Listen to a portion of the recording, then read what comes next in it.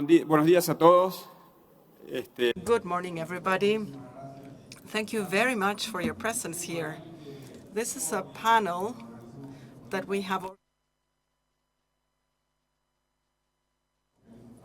been working very hard together with IICA, exploring opportunities in order to solve issues that have to do with sustainability and the challenges that we have ahead of us as productive systems. We have a strategic alliance, a partnership with them, and we feel very comfortable with them. Thank you very much up front. The first presentation, Lawrence Klerkx will be starting from Talca University. It will be via Zoom. Lawrence is a full professor in the Agricultural Sciences University in Talca, and he's a visiting professor of the group of Knowledge, Technology and Innovation. He's an expert in the field of agricultural innovation. He carries out research, teaching and supervision for master's and PhD courses. He's a co-author of over 180 international journals. He focuses on Agriculture 4.0, the transformation of food systems, agriculture and innovation. Lawrence, the floor is yours. If the Zoom is ready, we will get fully started.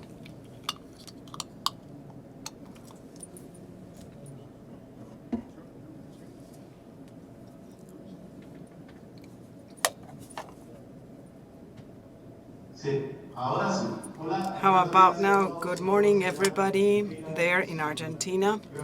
It is my great privilege to present Ecosystems and Digital Transformation and Innovation.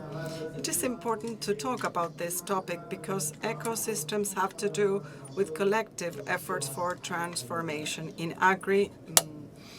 business or in feeding systems. As you know, there is a lot of attention that was recently put on the transformation of food systems.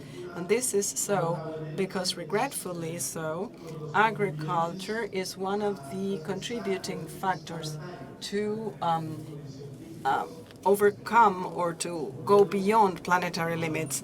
The Stockholm Group has carried out a model to detect what the planetary boundaries are. What about the chemical balance in the planet, climate change, the use of water, biodiversity, and agriculture, even though it's been quite successful to nourish the planet and human beings, it has also caused a number of problems in its own right. So today there's lots of policies that talk about transforming the food systems in order to create a system that will be within these planetary limits or boundaries. States and agri-food tech can play an important role. There are different sources of innovation. Innovation may come from agricultural investigation and research. There's companies that deliver innovation. Farmers do innovate as well. But a group that has gained relevance are these agri-food tech status that have contributed seed capital. And they suggest new solutions with state-of-the-art technologies. And a big growth has been seen, a big investment in agri-food tech. In the last few years, it got stabilized, but it continues to be a very relevant player that works in all sorts of technology, agriculture 4.0, biotechnology, precision agriculture, urban agriculture, vertical agriculture. There's lots of platforms that are used to sell food in order to prevent waste and whatnot. They are a relevant player. Many times we consider the startup as a big innovation hero. It's like the startups do it on their own. There's lots of unicorns, startups that grow quickly and that gain value quite quickly. These are, they secure $1 billion in a couple of years. But it's a matter of, it's actually a myth that they do it on their own, that they do it without external help. This is the example of iPhone. Apple is no longer a startup, of course. It's a well-established company.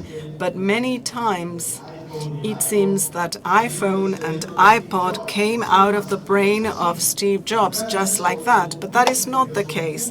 Behind it, there was a lot of public research back in the 90s, 70s, and 60s that would nourish this, such as the Military Research Institute in the United States and several other institutes that generated the technologies that in the end were established in the iPhone. So here we see how important it is to work collectively when it comes to innovation. And this also happens in the agro environment with digital innovation systems. There's lots of players, both public and private, that support startups, and they also support clients, that is farmers, to support and implement solutions that are proposed by states. These are some names of organizations from around the world that have to do with this. The country of origin, the Netherlands, we have a Food Valley, Food Bites, and they support with funding and mentorship and with incubators. In Chile, the Startup Chile program. In Argentina, agtech.ar, with private players that are investors. They do mentorship. And then we have in Europe a very big organization that does this. In France, there's lots of public policies to promote startups. France wants to be a leading nation in startups, and there will be other countries, and today we will hear more about this, that have this in their mind and in their heart. There's different organizations, and each one of them plays a different role, a unique role. And here I would like to talk about IICA. Federico, I'm sure, will talk about this at more length. IICA carried out a very interesting study. They saw what the role is that was taken by a number of different organizations. Knowledge that promotes digital innovation to support development and knowledge, and to calibrate or fine-tune a number of technologies to carry out innovation independent of proposals made by startups. There's private developers that have to develop and that have to interact with the client, those that have to adjust technologies. There are governments that implement the regulatory framework and also provide funding. So each organization in this ecosystem plays a specific role. The other speakers will be discussing issues in particular, and I will show two examples to further illustrate this. The first one is an ecosystem in the European Union to develop the Internet of Things in agriculture. There's direct connection between machines that send information to platforms for decision making. I may talk about machines to plow the land, or robots to milk cows or to harvest. There's different machines that are connected to platforms in order to generate information in real time and promote decision making. This is how innovation systems are innovated based on a number of projects. We have Smart Agri-Food, the initial project that intends to explore options, do research, find out what could be done, what is the technology that could prove to work. And this is the proof of concept stage. validating concepts. Then there was another project, FI Space. How do we consider these concepts and how do we translate them into business opportunities that can be scalable? And then another project called Fiware that tried to promote it in real solutions, in functional apps. And there was another project, Internet of Food 2020, that promoted integration in practice. That apps would be interoperable. There were business models and governance issues at stake. At every phase, there's different organizations, as can be seen. Initially, there were users, there were companies or consultancy firms, technology experts and investigators that were there to create solutions. And in other phases, well, towards the end, organizations and farmers got together to standardize. There's also organizations that would work in standardization. In every phase, there are players that are quite relevant.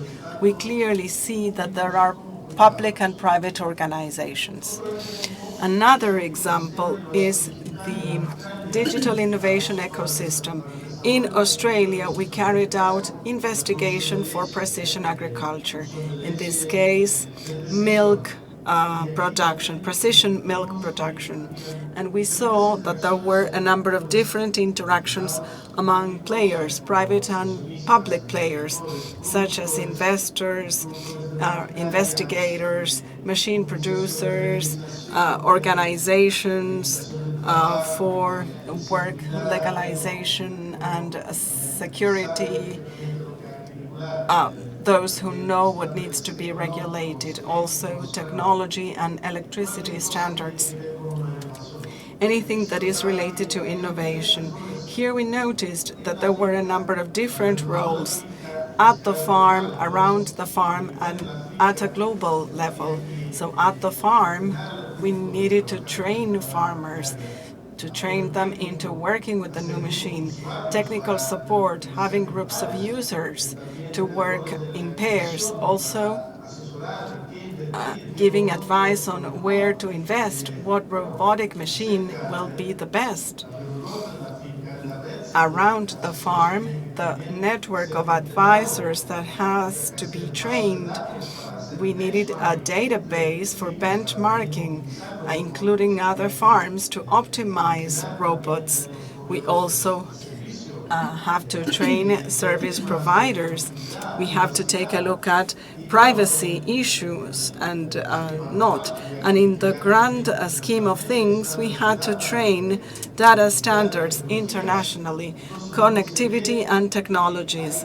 What can be seen here is that there is a number of things that have to be done with public and private players because they both play important roles. This is at different stages in innovation, and this towards the end is what makes innovation systems possible, collaborating for every phase of technology development, creating the basis, creating a model that will work in practice, lifting up regulatory barriers, create training for users. That is, there's all a number of different roles that have to be performed. And these configurations get to change while innovation progresses. So here the unicorn is again with all the colors in the rainbow. This figure shows that beneath it there is a support system that is ecosystems, and this ecosystem has to be multi-actor by definition. It will be multi-scale, that is working at the startup level, but also at the farm, at a regional level, at a national level, at a legislation level. It has to be multi-scale and move among scales. It is private and public at the same time, and it will be highly adaptational as a process. Innovations will never flow in a linear manner. They always have setbacks, and then they move forward once again. And for every issue that is detected on the surface, a new configuration will be required. And then we also need systemic managers, that is, managers that find links. They detect the topic now, who to connect to solve it, and these are the examples. EIT Food, Think Agro, Agitech AR, Food Tech Hub, they play those roles, and they are key in creating healthy ecosystems. So this was all on my part. Thank you so much. I will stop sharing, and I hope you have a very nice session ahead. Thank you so much. Muchísimas gracias. La siguiente presentación. The next presentation will be by Stephanie Regagnon from Danforth Center.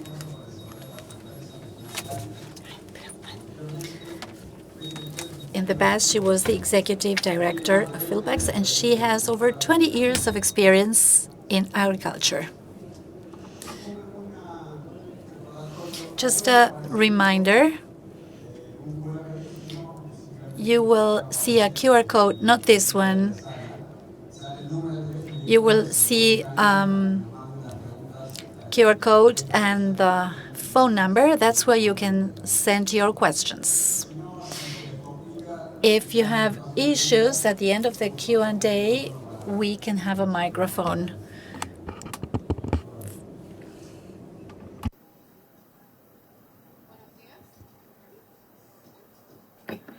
I'm Stephanie Regagnon with the Danforth Plant Science Center. I will unfortunately be speaking in English. I promise one of these days when you see me, I will be speaking in Spanish, but it's wonderful to be here today. I'm going to talk about our ecosystem in St. Louis, Missouri. And for those of you who may not know, we are in the very middle of the United States, what we like to call the heart of the heartland. So right in the middle of farming country, right in the middle of agriculture. We are right in the center of two major river systems. And for those of you who also may not know, we have a very long and rich history in agriculture. Monsanto Company was located before they were purchased by Bayer. They were headquartered in St. Louis. Their crop science division is still there. Purina is there. Other major companies like Anheuser-Busch InBev are all based in St. Louis. And because of this, we have 100+ years worth of expertise in agriculture and food. As I said, I work for the Danforth Plant Science Center, which is now the world's largest independent plant science research institute. We have about 400 people that work at the Danforth Center. 300 of them are plant scientists. A fun fact about St. Louis is that we have over 1,000 plant science PhDs. That is the largest concentration of plant science PhDs anywhere in the world. And about 30 years ago, our founder, Dr. Bill Danforth, he was a medical doctor, but his grandfather was the founder of Ralston Purina.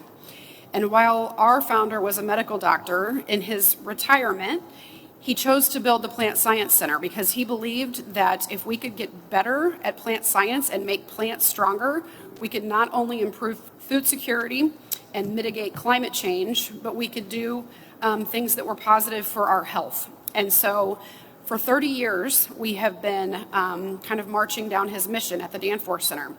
But what's really important is that the Danforth Center has 3 vision points, and that's why I want to set the stage here for talking about our ecosystem.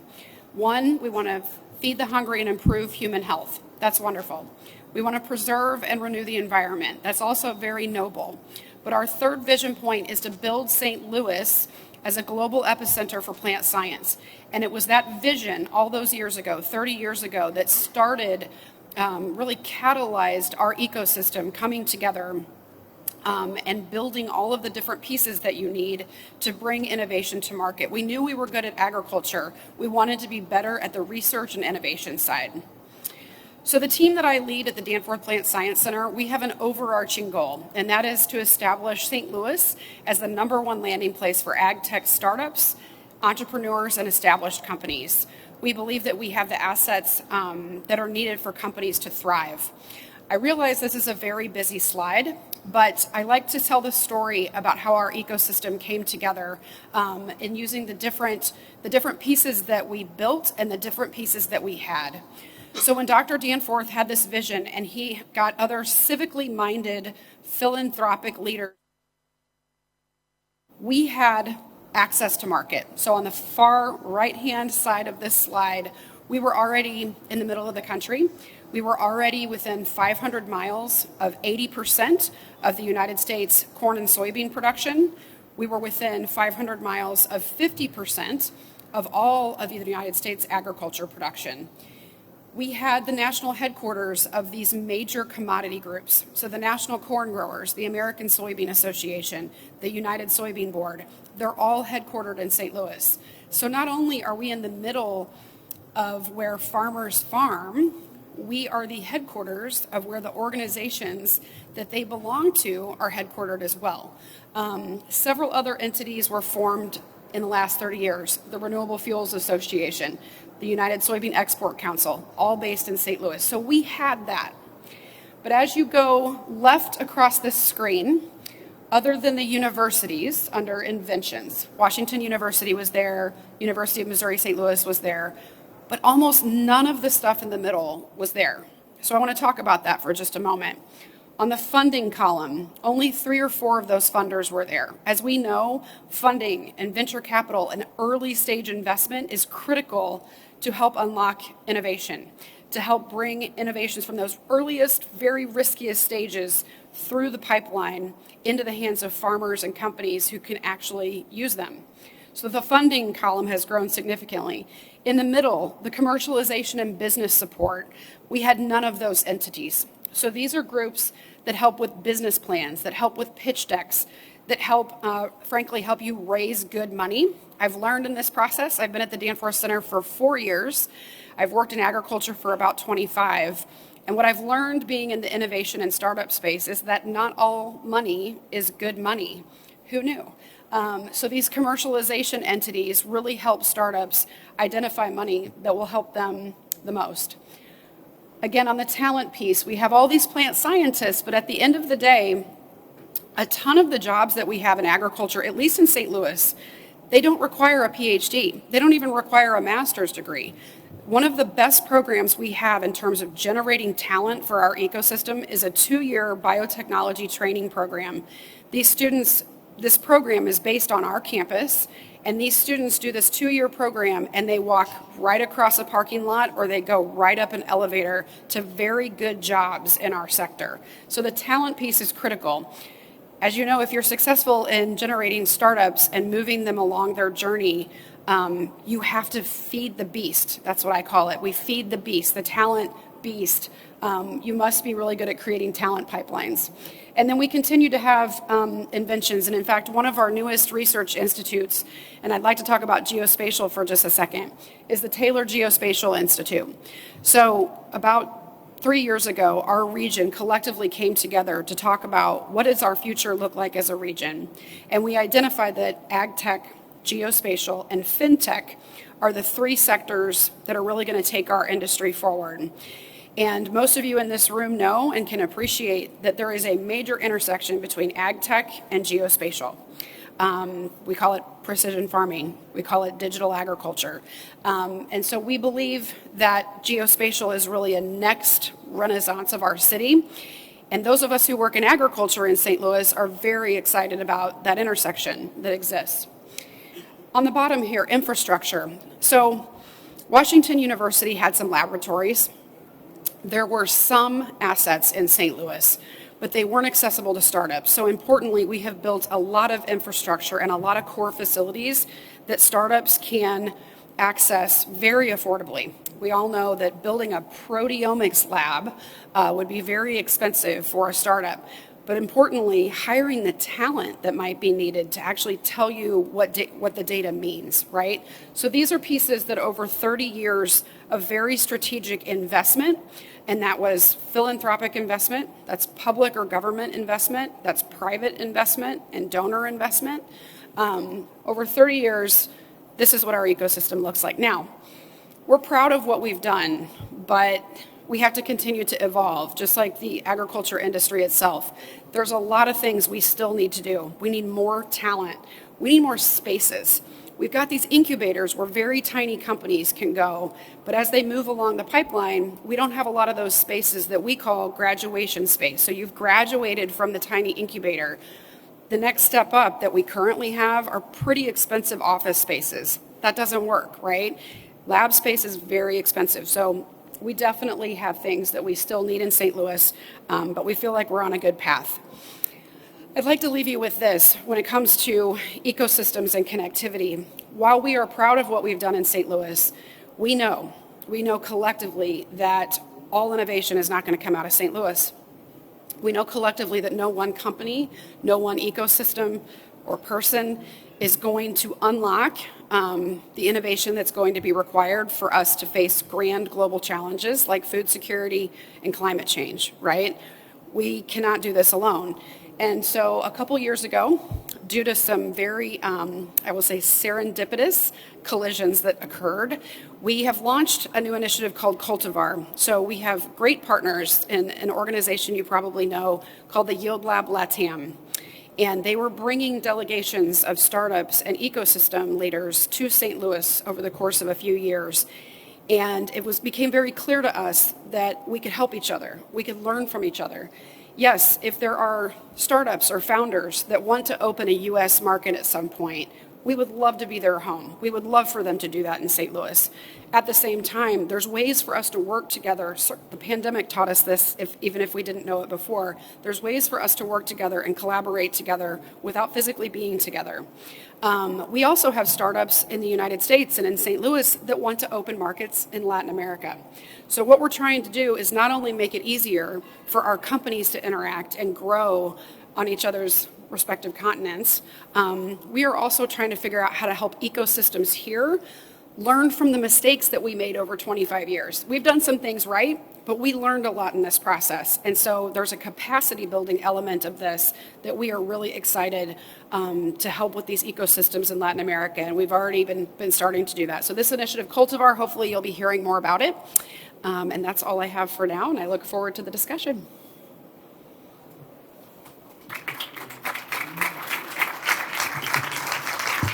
Okay, thank you very much. Thank you. Bueno, la próxima presentación. Okay, the next presentation will be over Zoom by Daniel Werner. He's from the Ministry of Agriculture of Israel. Currently, he's the head of Foreign Affairs and International Cooperation, international cooperation at the Ministry of Agriculture and Rural Development in Israel.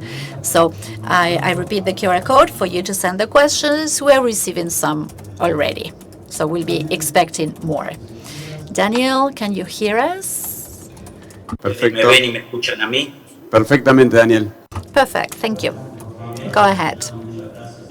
Thank you, Alejandro. That was very interesting. The two previous talks were very interesting. I would like to start by thanking the authorities, the organizers of the conference for having invited me. Unfortunately, this time I will be there virtually. I hope I can be there in person next time. Well, I know we are limited with time, so I will be starting. This brief talk will be focused on the why, the how, and who of the ecosystem, the AgTech ecosystem in Israel, that has some particular features. But initially, I think we should define the challenges of the food system in Israel that, as you can see, are not as different as what we know in other regions of the world. We are speaking of population growth. The FAO estimates that 25 years from now will be over 9 billion people. I'm sure that that will generate an important increase in the food demand. both in quantity and in quality. And at the same time, we are facing other challenges like climate change and the low availability or the reduction in the availability of water, soil resources, and other particularities that are important in Israel, that is the lack of labor, which forces the ecosystem and the agriculture sector in Israel to bring people from other countries to work in agriculture. Also the distance to market and the geopolitical situation that you are aware of these days.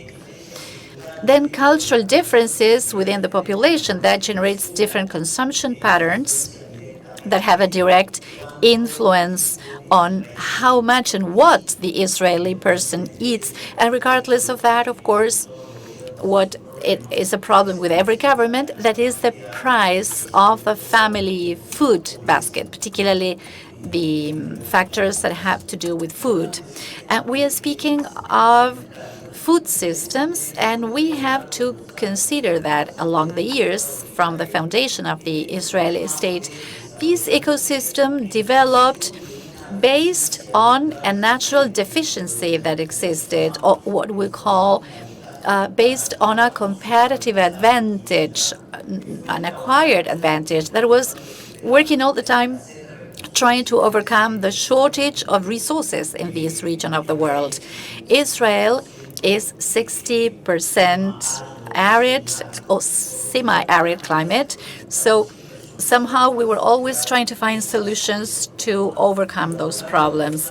And along the years, the capacity of the system to adapt to the different situations allowed for a transition of a country that in the 60s used to export oranges and tomatoes to the 21st century, when we are one of the leaders in the production of agri-technologies. But when we speak of agri-technologies, the question we should ask is, what is agri-technology and where and what is adapted to each region?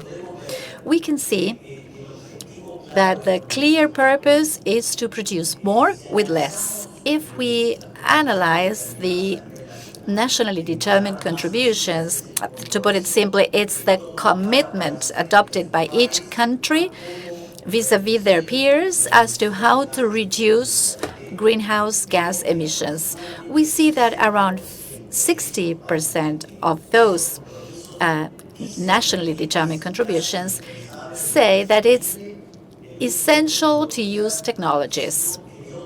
Otherwise, it would not be possible to reduce or mitigate or to adapt to the effects of greenhouse gas emissions and the effects of climate change. So we wonder what type of technology, and we see simply that one of the possibilities is what the agriculture industry, particularly the extensive industry, very well known in Argentina, I hope I'm not wrong, base their improvement and growth on that. That is higher scale machinery, higher speed machinery, more productivity of the equipment, and at the same time, an interesting improvement in the seeds that are used, mainly to adapt to the new conditions. Also the more efficient use of water and the more efficient use of fertilizers.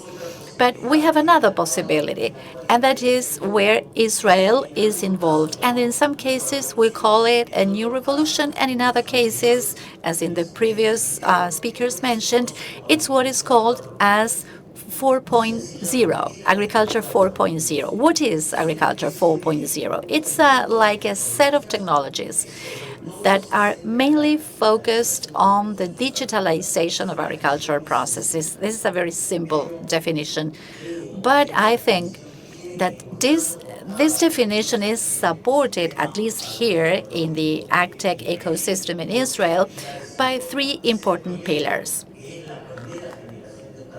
The first one, the first generation of this agricultural revolution, is what we call precision agriculture, that is placing each seed in the correct place, with the water drop in the correct place, fertilizers reaching exactly where we want with the objective we have.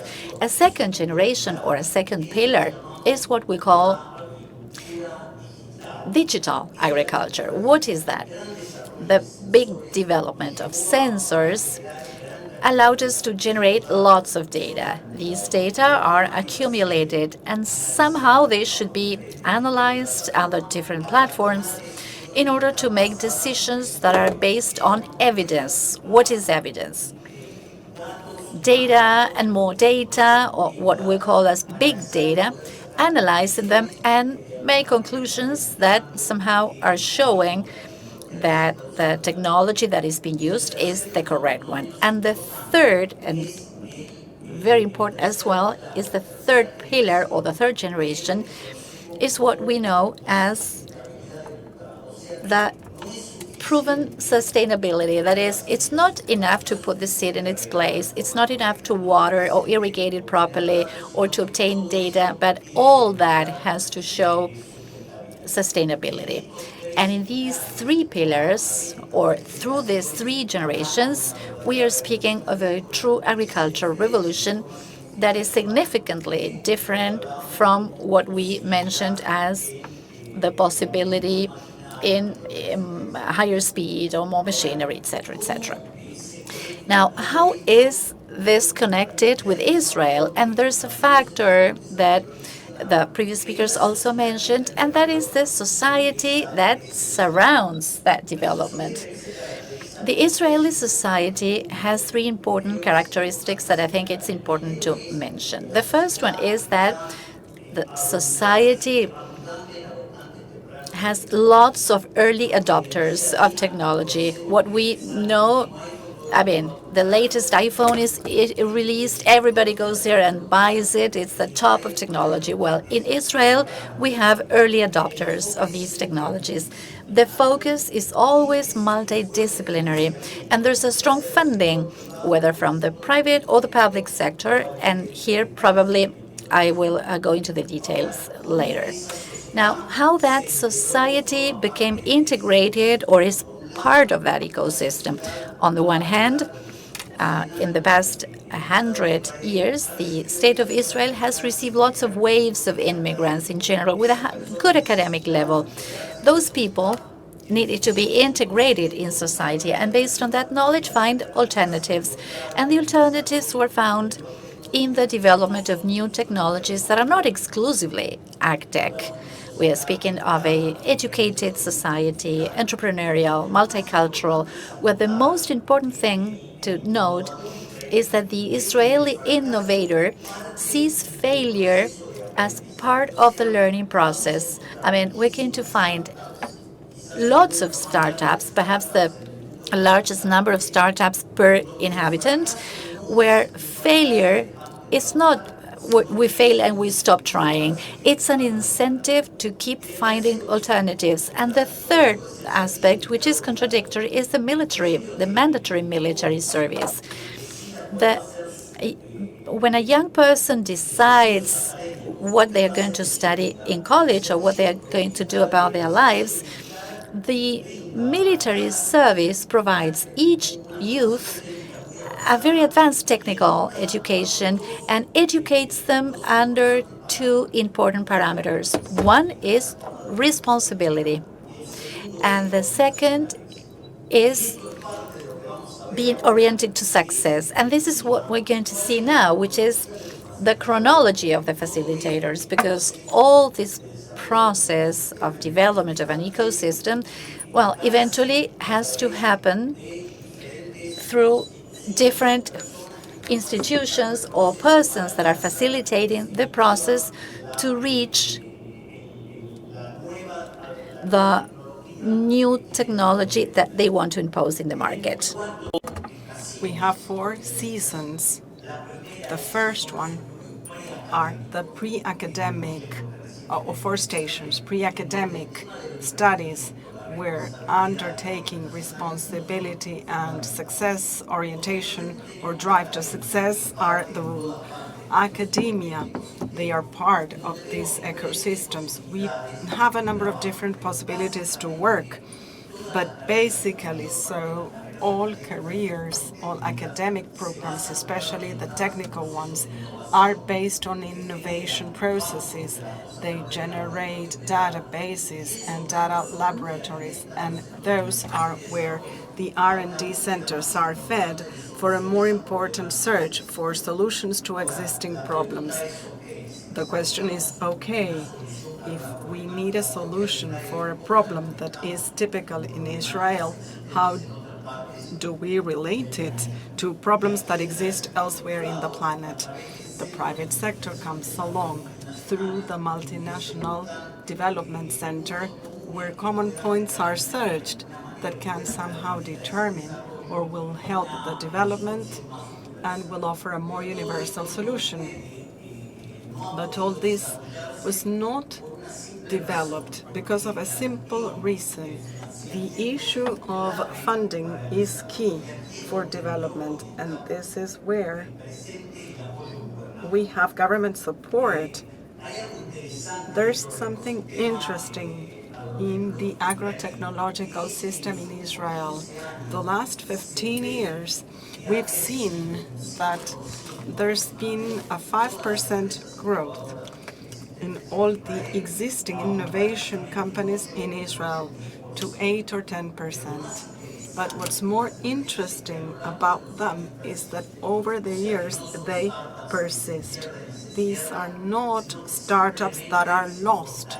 They just get strengthened through generating new developments. And what's more interesting now is that 25% of these companies, of these 21% of agri-technology companies, they are connected with companies that develop climatically intelligent companies.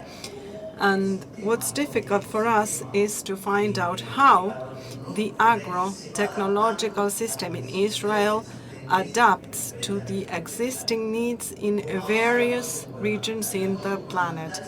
Government support, let's go back to this.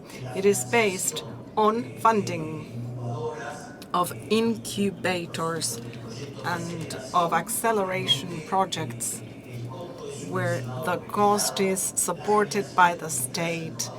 The generation of innovative communities. There are innovative communities for a number of different areas in Israel. Something that is quite important is the strong rural extension service that connects academia with the private sector. And it translates the undertakings of these two sectors, and they put pressure on them so that they are early adopters, so that this is tested in the field. And since we have a transition to agrotechnology, we generate income and we can then reinvest them in new technologies. And the private sector, through venture capitals and R&D, they support the development of these startups. We talk about 21% funding by the private sector to Israeli plants. And the greatest support is government support. In summarizing, I'd like to devote a few seconds to antagonistic stories or synergistic ones. Why, up until now, there has not been a deep connection between systems in Argentina and, I dare say, many places in Latin America and Israel. Let's take the example in Argentina. Argentina's agriculture, I believe, is to be based on technologies that enable sustainable intensification processes if it wants to progress in the future. This relates to the 2030 agenda that I'm sure you all know. And this is somehow showing us the direction that agriculture is looking for. And then a very well agrotechnological ecosystem in Argentina considers the model that Israel puts forward as a possibility, but it sees it as a remote, costly option. And this might be due to cultural differences between them two. And on the other hand, the flip side to the coin is the technology system in Israel that sees Argentina as diamond that has not been polished and that cannot be penetrated. I somehow believe, and this is my thinking, that both countries are going through a process of maturation. Both systems are maturing, and in the future, they will enable both ecosystems to get together in the understanding that agrotechnology, the only thing that it will enable in the future is to reduce costs, to improve profitability, and to reduce the environmental impact. At the center of it all, we find agriculture and farmers. When we talk about agriculture 4.0, we see farmers bewildered with millions of data without knowing what to do with all those data. And this is where I think the most interesting topic can come along in order to share or to start cooperation between Israel and Argentina. That is, generating platforms that will be based on this data, taking advantage of the great number of initiatives that we do find in Argentina and the big experience that does exist in Israel in developing platforms and big data analysis. I believe this can be a good starting point in starting a good cooperation relation between both countries. I believe that with this, I've covered most of what I intended to, considering how time runs short. I'd like to thank you again for your attention, and I'd like to thank organizers for having invited me. I will stop sharing my screen. Thank you again. Muchas gracias, Daniel. Bueno, el siguiente disertante es Mark Jarman. The next speaker is Mark Jarman. He's the founder of AgriTierra, a consulting firm that operates in the UK and Latin America at the crossing point between science technology. He leads LATAM for agri-tech in the United Kingdom. La presentación de Mark va a ser en inglés. Mark's presentation will be in English. Pero mi presentación es no honesta. Es aquí, perfecto. Gracias por esta oportunidad. Voy a enviar mi presentación en inglés porque mi español es poco más Spanglish.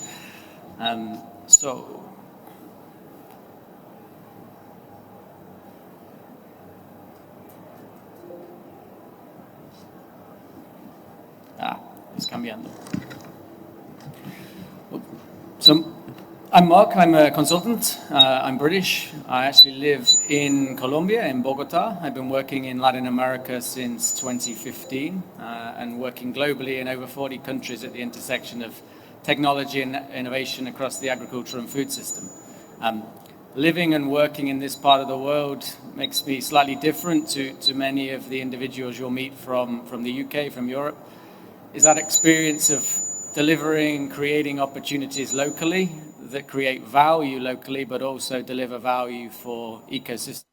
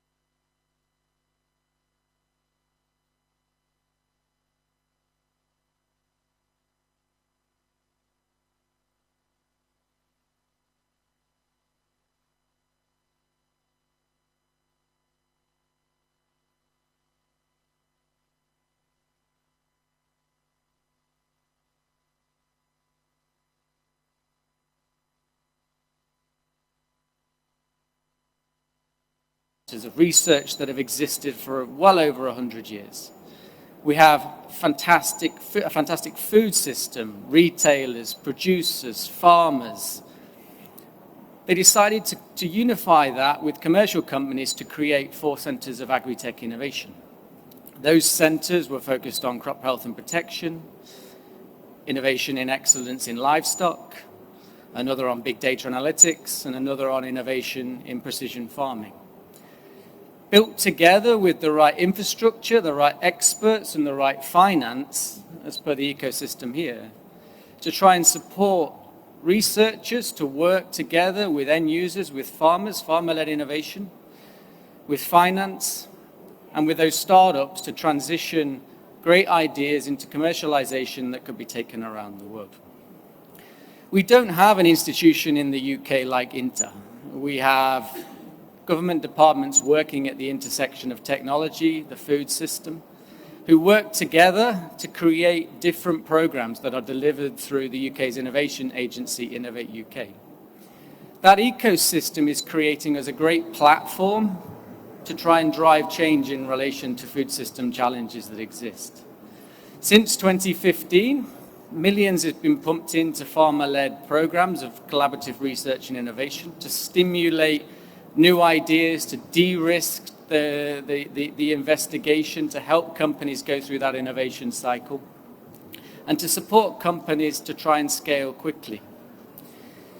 Myself, I now sit as a consultant with my company AgriTierra, working here, bridging that divide between end users and the suppliers of technology, working to try and create value in ecosystems both here in Latin America and also in the UK.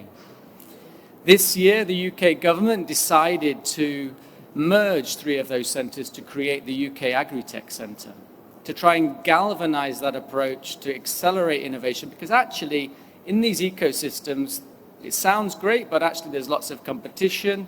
People are going for the same pots of funding, there's different ideas, and actually these centres were competing with one another, so they tried to think, how do we bring that together? And so the UK, with the centres, is now really focused on a strategy of international collaboration. We have global expert missions where specialists from the UK go overseas and we bring experts from international countries such as Argentina to the UK to understand our ecosystem. Gabriel Tingatella, who many of you will know from CREA as their head of innovation, came to the UK 2 or 3 years ago and said, wow, this is the most connected ecosystem we have seen globally. We're seeing the changes in direction and travel of trying to help deliver public and private partnerships that really help transition change. And we can benefit from that in Argentina here. We're very fortunate, and you've seen some of the images in the background changing, to have received money to look internationally, to think about how we can stimulate collaborations between the UK, Argentina, Brazil, but also with other wider partners globally, because the UK has many strengths. We're very good at aspects such as animal science, controlled environment agriculture, robotics, AI, but also we've got a lot to learn. So we formed a program, the International Smart Farm Initiative, to try and create those bridges to understand where is the value that can be created between different organizations, both in the UK and locally. And that's super important for us. As the UK, we are trying to create value for UK PLC. But at the same time, we want to learn and embrace the knowledge, the expertise that exists locally. We're at the conference here of Aapresid. You are world leaders in the way you look at soils, direct drilling, direct tillage. The UK and Europe are waking up in terms of a regenerative agricultural revolution. And we are looking to take the knowledge and learnings to the UK to benefit our production system in the same way we're taking our knowledge, our expertise in things like livestock science to Argentina. So we secured funding from the UK government, and we've been working over the last 12, 18 months now, taking individuals between the UK, between Latin America, farmers, business, research, to showcase what is possible, but also to demonstrate that there's value to be created at both sides. You'll see a variety of logos there on the slide. 6 UK businesses visited for 2 weeks for deep immersion Brazil and Argentina. 6 businesses from Argentina and Brazil went to the UK to explore, to understand, to go and take in a match of Rosario Central, to understand what is the culture in these places, because we want to create opportunities locally for these businesses, and we want to showcase value. You'll see some of the quotes from these businesses, the experiences they've had. We achieved more in 2 weeks than we could have achieved in 18 months locally by spending time investing in understanding a market. So we're now on a journey of trying to build and collaborate. You've heard from Stephanie, a brilliant initiative, Cultivar, trying to create links between St. Louis and the region here in Latin America. The UK is looking to do the same, is looking to partner, to build strengthened connections with America, to build and strengthen connections with New Zealand, with South Africa, with Israel. Because globally we have an opportunity to learn from one another, to share value and to build a much bigger ecosystem, because the challenges that you are facing as producers here are similar challenges that our producers are facing in the UK, are similar in Australia. We have to collaborate, we have to innovate, and we have to think bigger and differently. Our food system is local and global. It's completely interchangeable. If we do that, we create the opportunity to share knowledge, build bigger ecosystems, not just thinking about the ecosystems very locally, but to challenge the way our food system is being delivered. We're starting on that journey. We've worked with 140 different stakeholders here in Argentina and Brazil already. We're building those ecosystems. The UK is a great place to partner with, but we're one of many great places to partner with. And that's the message I want to give. We're open, but we're open for collaboration with everybody. Thank you for the opportunity.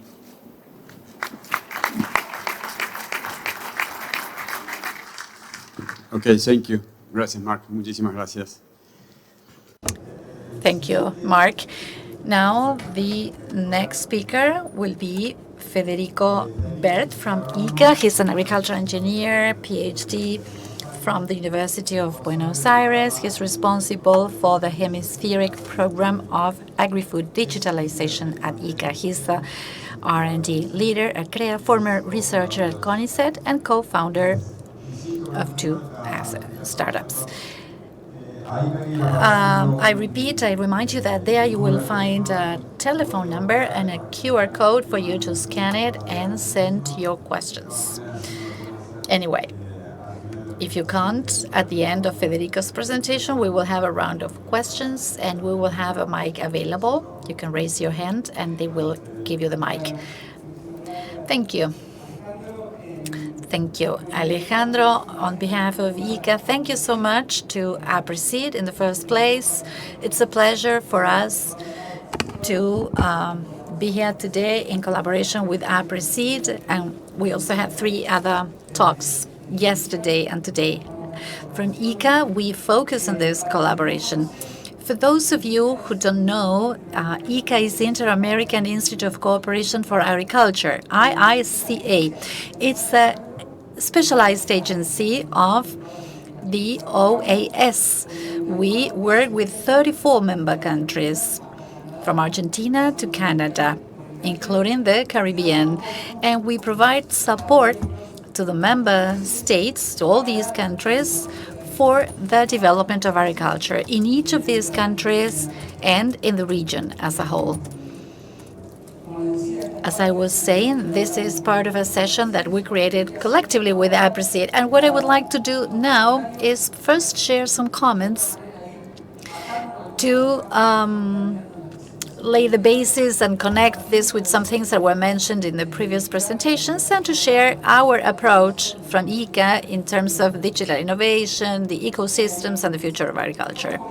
We are convinced that technological innovation is what brought us here, with quite a successful history, where agriculture and farmers were able to be up to the challenge presented by humanity, demanding more volume and more quality.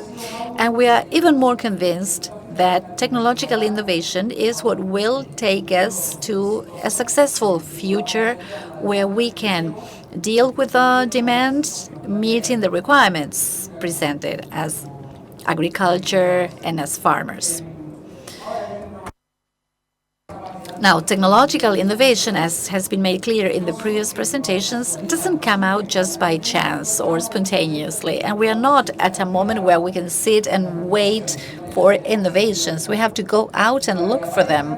And for them to appear, to find them, you have to generate the conditions from the public and the private sector.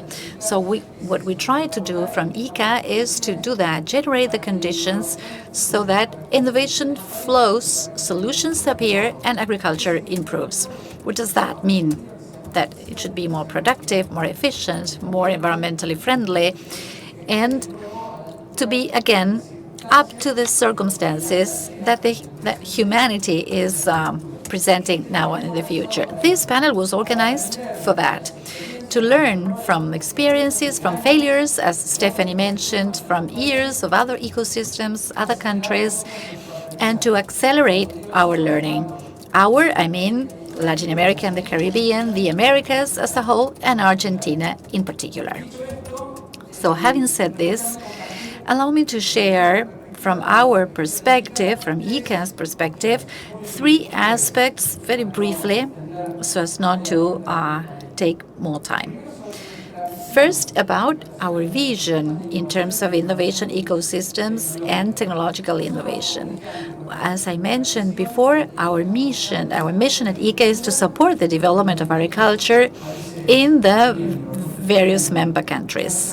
Our vision is that technological innovation in general and digital technologies in particular are the most promising tool we have moving forward to face the challenges ahead, improve productivity, improve the efficiency, and everything that was mentioned.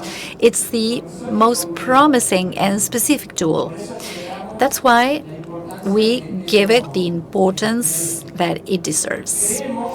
We believe, as Daniel mentioned in his presentation, that we are at the beginning of a new transformation in agriculture. It's not the first one, it's the third. It's the one that will take us to agriculture 4.0. It's the one that is based mainly on incorporating digital technologies in different processes in the agri-food value chain. It takes us to another level. We are at the beginning of the process. Although we've had digital technologies for 10 or 15 years, if you look at this process, a deep transformation process in perspective with the digital technologies, we are clearly going through the first steps. No transformation in general and in agriculture in particular happened overnight. This digital transformation not only brings about the incorporation of new technologies and a new way of doing things, but it also reconfigures, as Roberto Bizanch mentioned yesterday, it reconfigures the organization of our systems. New stakeholders appear. Today they are offering, technology is being offered by people that could not have offered that 10 years ago, because this innovation democratizes innovation, and AgTechs are the leaders in the process. Around AgTechs, there's a whole group of actors that support, fund, facilitate, connect, and that is the famous new ecosystem, or the AgTech phenomenon, that supports and triggers this transformation that is happening. We see that this transformation is inevitable and unstoppable. There's no way we can think that tomorrow will be less digital than today. It will happen somehow or another. And what we think at IICA is that we have to accompany that process so that it happens in the best way possible, capturing all the benefits that digital technologies have to offer, but also preventing some negative externalities that every transformation has. Nothing is harmless. And we have time, because this is starting to accelerate now. We have time to make that transformation have the least negative externalities as possible. This is the first point I wanted to share in this summary and overview from the Americas, from Argentina, trying to capitalize on the experiences they brought from other regions. My second point has to do with digital innovation systems in our region, and particularly in Argentina, or the AgTech phenomenon in our region and in Argentina.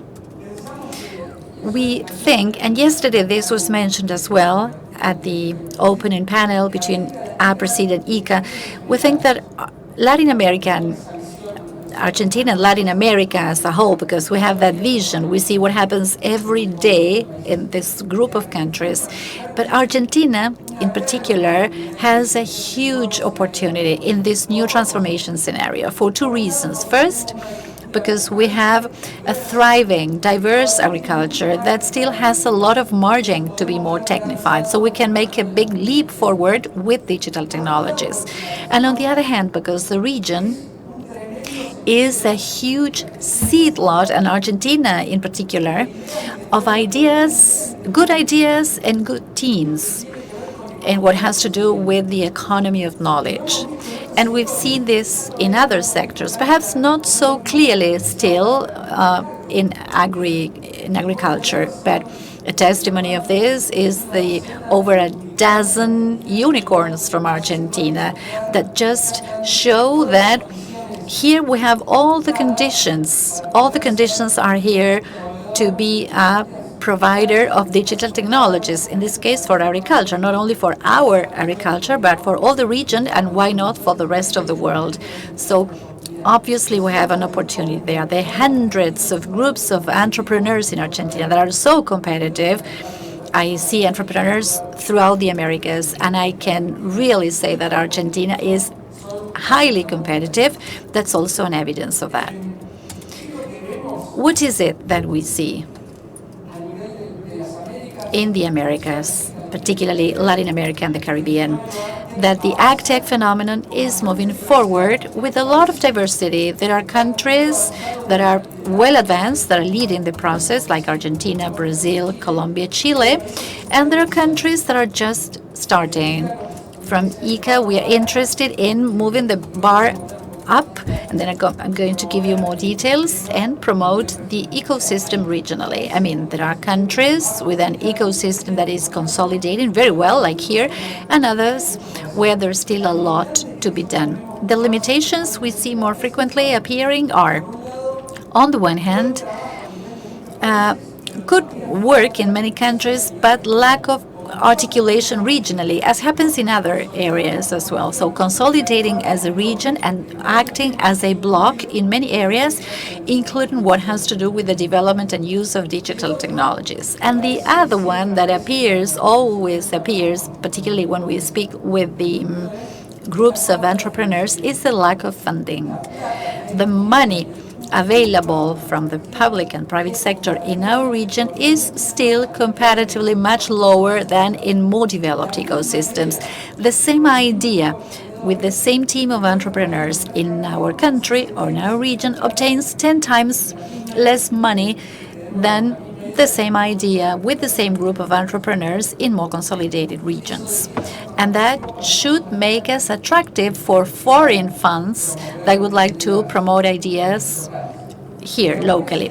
And the good signal, to close the second aspect, is that the ecosystem is taking impulse. We see more different actors. And I'd like to highlight model cases, everything that Aapresid does in venture, Agrea, what the national research institutes are doing, like INTA in Argentina, the other research institutes in the region, that they integrate and leverage on this move that will somehow allow us to have more technology. So I mentioned two aspects. First, our vision for the region from IICA, and the second, where we see the ecosystem, the opportunities and limitations regionally and in Argentina. And finally, what we are trying to do from IICA. And taking Lawrence Clark's words from IICA, we try to be a systemic manager, laying bridges. For what? Well, mainly to build the second floor, the second layer of the ecosystem. So at country level, we see countries with ecosystems that are consolidating, but at a regional level, there's still they're still lacking a consolidation. I would like to make a contribution there because that's our area of action at IICA, internationally and multilaterally. So we are convinced that this is the moment of doing that because the revolution is just beginning. We are in the best moment to promote so as we can obtain the benefits and avoid negative externalities. We see that the bottleneck is, there's a lot of development of many technologies, but not a lot of use, even in the most competitive sectors of agriculture in Argentina, Brazil, for instance, with very competitive agricultural sectors. The use they make of all the available technologies is still quite low. So we are interested in promoting not only the development of new solutions, but also, and Daniel gave some examples in his presentation, a higher use, more experimentation, more early adoption of those technologies. And to conclude from IICA, and as a testimony of the importance we assign to technological innovation in general and digital innovation in particular, for 2 years now, with the second term of Daniel Otero, the General Director, we created the Agri-Food Digitalization Program with a mandate from all the ministries of agriculture of all the member countries. It's the highest entity that a topic can adopt in the hierarchy of IICA to become a program. So we have the program that I coordinate, and through that we do our best to help dynamize the development of technologies and the use of digital technologies in the countries in the Americas. As I said before, and now to conclude, we think the AgTechs play a leading role, and that's why from IICA, for 2 years now, we have promoted the creation of an AgTech network, where there are lots of AgTechs from many countries, many from Argentina, that are now connected, that start doing joint developments because they got to know one another. They were introduced by IICA, and from there, some stories start that you don't know where it will take them. In general, this is not linear, as Lawrence said, but they always get a good destination. For 2 years now, we've held the Digital Agriculture Week in Costa Rica, where we have our headquarters. We bring a lot of people from many countries, most AgTechs, and then the magic happens because they create connections. From those connections, they create conversations, then plans, and then products and specific actions. The next edition will be a month and a half from now. There will be AgTechs from Argentina, INTA from Argentina, and many other countries participating. And finally, what we try to do every day is to position this topic, and I'm sure it's obvious for most of us, the idea of technologies, their power, the solution they provide for the future, in the decision-making spaces, particularly political decision-making spaces, nationally and internationally.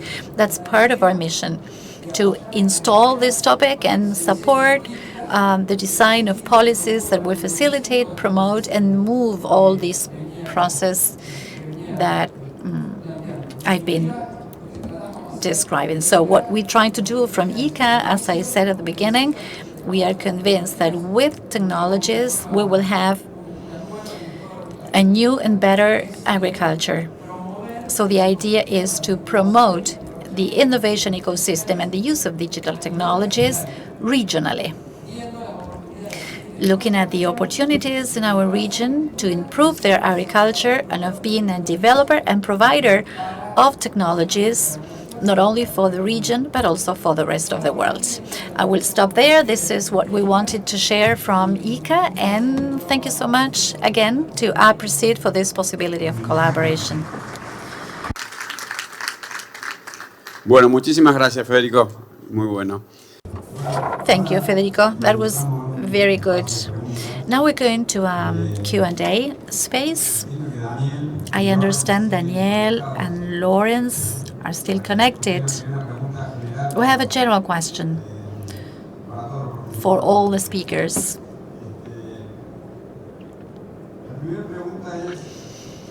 The first question is, we've seen a general line in all the presentations about promoting, creating innovation ecosystems, supporting new technologies, new developments that leads to the creation of new businesses.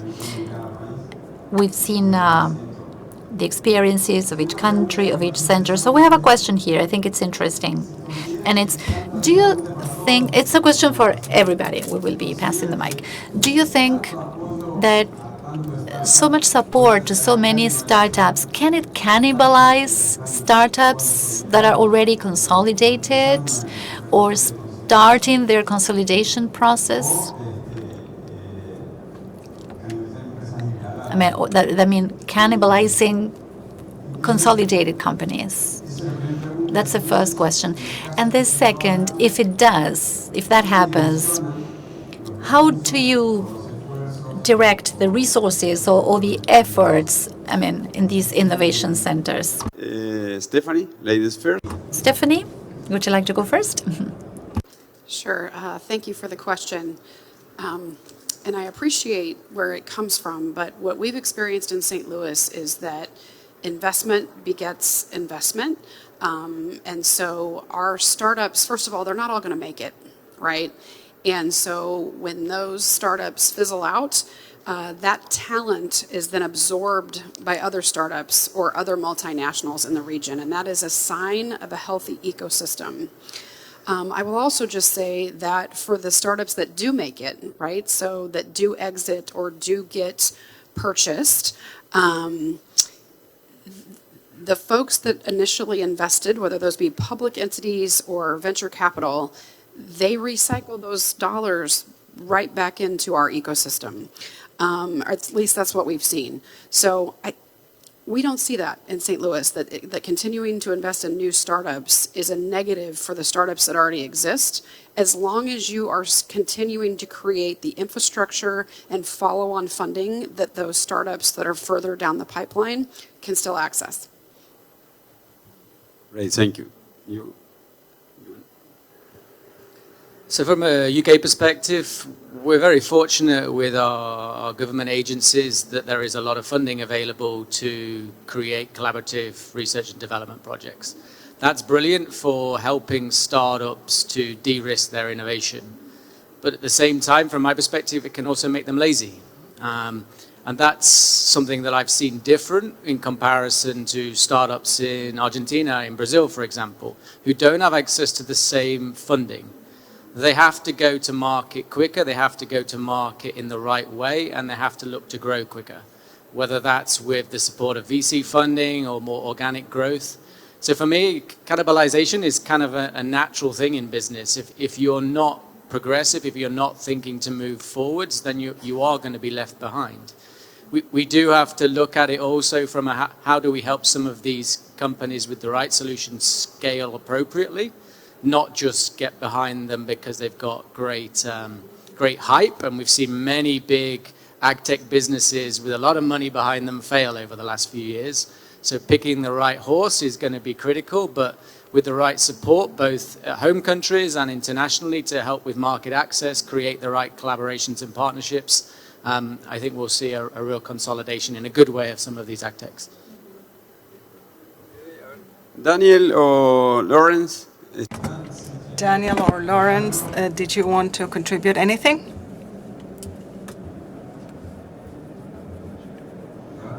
Please raise your hand if you want to go first.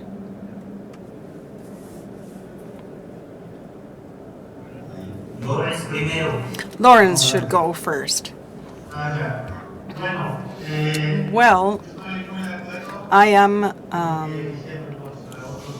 in agreement to what many speakers said before.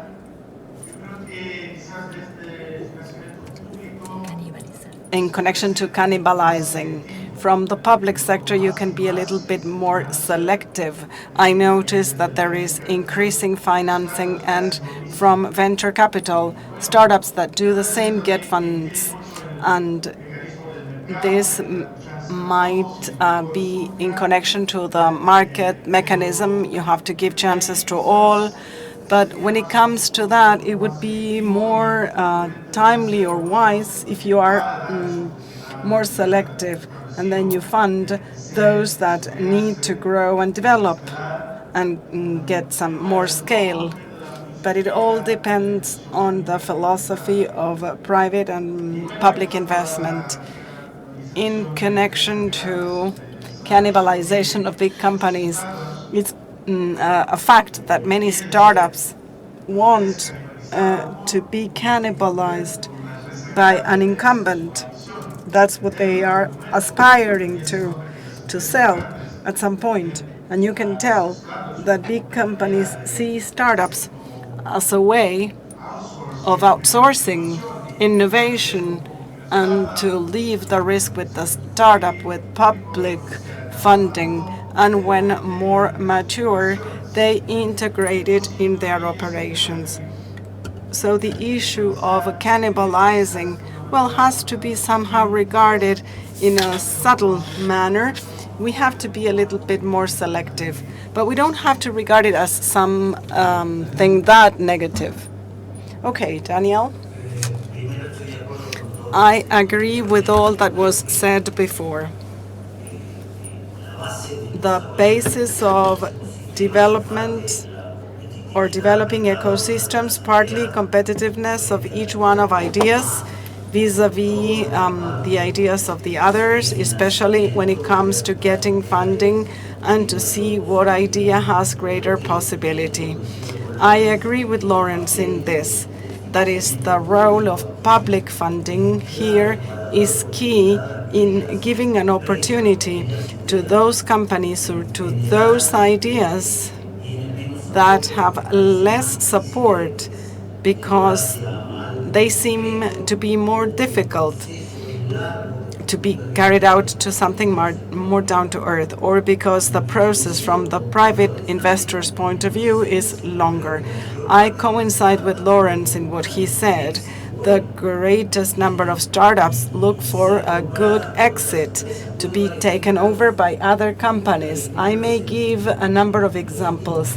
That is, in the last 10 years, not precisely about agrotechnology, but companies such as Waze or those that developed the pen drive, they were expecting to be taken over by companies such as Google or others in order to exit and at some point become reinvestors and at some other points to take advantage of it in hard work.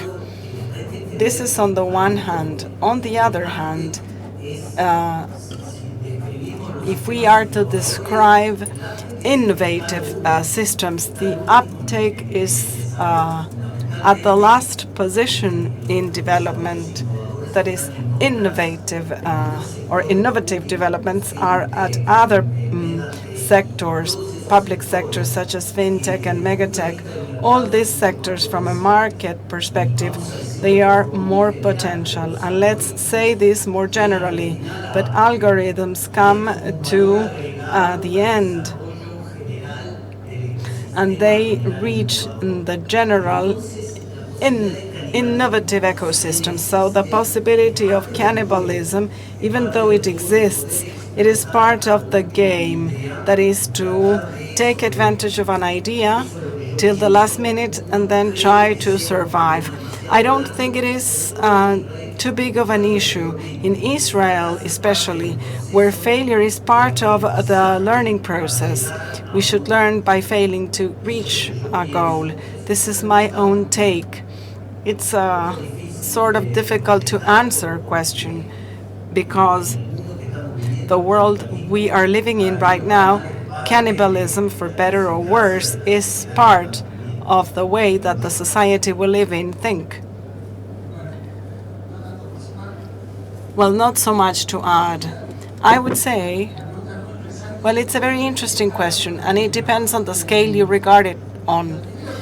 The first thing I would say is the digital transformation process in terms of technology development and development of businesses that are related to technologies have many more opportunities to give than technology development would offer 20 years ago. That is because of the type of technologies that were developed 20 years ago. So when 20 years ago we would talk about biotechnologies or GM or about new molecules, almost none in this room would think about us as undertakers developing or as entrepreneurs developing this type of technologies. But now we can think about ourselves as developers of a new digital technology that will end up being used by the majority of producers or farmers around the world. From this perspective, the process is far wider and more generous, and it brings about many more opportunities than it would 20 years ago. Having stated this, there's two levels, a macro and a micro one. If you analyze it at a macro level, even though the term cannibalization bears a negative connotation because there is competition, but then competition at a macro level is positive because it ensures that it will have better solutions at a micro, and it is okay for it to happen. I see it with very good eyes. At a micro level, it is quite challenging, especially if you are to be cannibalized. But I think it should happen. I mean, this should happen, and this will unavoidably happen in any competitive process. The possibility to capitalize on learnings. A consolidated ecosystem helps us do this. It helps for the learning of someone that had to learn the hard way. It will be put to the use of developing better solutions and more competitive undertakings. And it also gives us the possibility to give a second opportunity or a second chance to those who, for a given reason, would have good skills to offer a solution, but was not able to have a trial and error test because of a bad experience. So it gives some contention or some support. So no matter how unpleasing it might be to be cannibalized, it happened to me, but once this is overcome, it's not that bad. And in connection to the orientation, the best guidance possible is the one to be offered by demand. They know better than anyone else does what the problems are. If demands, that is, producers, technologists, are involved in the development of this, there's more chances that efforts are well focused on the roadblocks rather than on any other solution that will actually not aim at any given problem. Hence the importance of consolidating ecosystems. This sounds quite broad, but it's a number of people and institutions working in a coordinated manner behind a goal. Insofar as we manage this to be true, then goals or objectives are kind of approached. Thank you. Anyone in the room to be willing to ask a question, please raise your hand. We will give you the microphone. In the meantime, there are some specific questions. One goes for Daniel. The question is quite specific. What irrigation technology has been developed by Israel, and how could it be applied in our country to improve water management?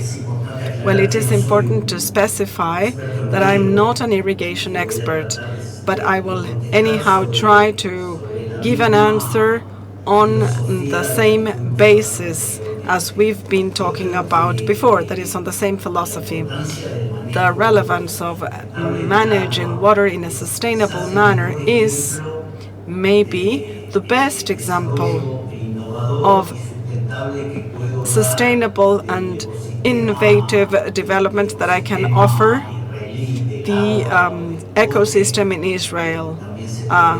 Water, or as could be claimed, WATEC. So when we talk about what innovation is, then you may say that innovation is a super sophisticated sensor. It might be iPhone 530. I don't really remember what model is in the market now. And it might be quite an innovation. It has a camera to take photos, but innovation can also be understood by no-till sitting. That is, it depends on the countries. capturing innovation processes in Africa, Latin America, the Southeast of Asia, or Europe are quite dissimilar. Here we are talking about innovation and innovative processes, and everybody very naturally thinks in terms of sensors, flying drones, and whatnot. I'll give you the example of Israel. Right from the very beginning, from when we were established or even before, we did not have any water. There was some water in the north, in the Tiberiades Lake.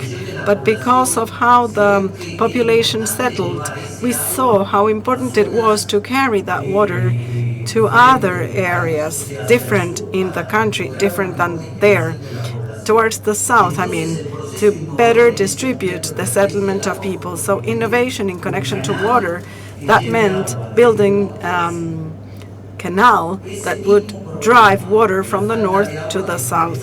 That very same problem, after 20 years creating the state with increased agriculture and the relevance of exporting oranges, well, water, because of how population grew, was no longer enough. So we thought in terms of another innovative process to give solution to the very same old problem, the shortage of water. And so pressurized irrigation was created, irrigation by drops.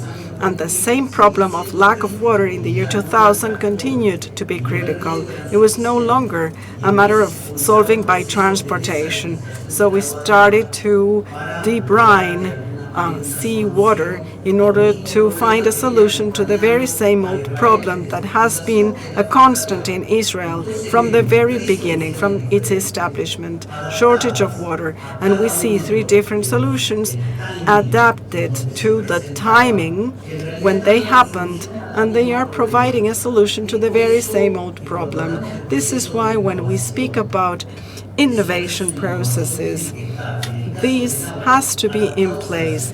In the case of water, they should be adjusted to the circumstances of each. In Israel, we are talking about sensors that come down to the level of dripping, and in each dripping point, we know how many drops. We talk about very relevant surfaces. If you ask me whether this is what Africa needs in order to develop irrigations and stop flooding irrigation and take advantage of 70% of remaining water. No, that is not necessary. Simpler systems can give a solution to the very same problem. This is why innovation is not a general concept. It very much depends on the context where we get to see things. And water might be the most interesting case because there's lots of solutions, all of them quite innovative, and they can be applied to an array of different problems. Well, that's a very good example of how to land technologies. Regretfully so, we have run out of time. We have to close, but this would be a final closing comment. First, let me thank you all for being here with us, for your time and your effort. And by way of closing, I was thinking about, we spoke about presentations. We spoke about the growth of population and the big challenge to feed 9 billion people by 2050. They say that we need to grow in the food production. Demand will grow 35 to 40%. We know that there will be far more people that have to be fed, and a more restrictive environment in connection to resource availability, environmental resources, demands and regulations that will make the challenge a little bit bigger. So the biggest majority of food production will come from wasting less, an enormous gap. People talk about 30% waste in food production, or in producing more. And in producing more, there are three drivers. I was reading on a paper last time, and this may be given by expanding the arable area with all its limitations. There's a percentage, 8, 9, 10%, assign your own number. These are forecasts to 2050. They also talk about 15% increase on crop intensity on the same area to produce in a more intensive manner. And 80% speak about the yield improving, producing more kilos per hectare. If you do your estimations, leaving that 9 or 10% area expansion aside, with all its limitations, there's 90% of production growth. That is result of knowledge, because it's producing far more right at the same spot. And this is a message to the young people here. And as Federico said, you don't have to fall in love with your idea. You have to be generous with it. Startups come up to play here, being supported in these issues, being supported on technologies in order to develop technologies that will approach that demand, that of producing far more in far more restrictive environments. For the youth people, for the youth here, if you are thinking about being an entrepreneur, try to put the focus right there. Thank you so much.